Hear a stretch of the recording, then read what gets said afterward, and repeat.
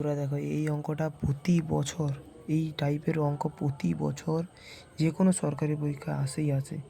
তাই বলতেছি এই অঙ্কটি ভালো করে মন দিয়ে দেখে নাও আমি কি বলতেছি।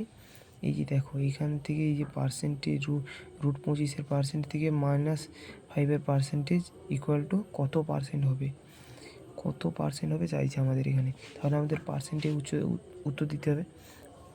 তাহলে আমরা কি করব,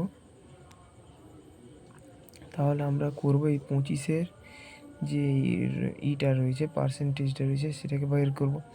তাহলে আমাদের 25 যে পার্সেন্টটা রয়েছে 100% আছে 25-এ, তাহলে 25-এ 100 রইল। তাহলে আমাদের এটাকে আমরা বের করব কিসে, এবার রুটটা তুলে দেবো। তখন 5 5-এ 25 আর 10 10-এ 100, তাহলে 5/10 ইন্টু আবার যখন আমাদের পার্সেন্টেজ জানতে হবে তখন আবার 100 গুণ করতে হবে। তাহলে 10 10 কেটে গেল, তাহলে আমাদের 5 × 10, তাহলে আমাদের রইল কত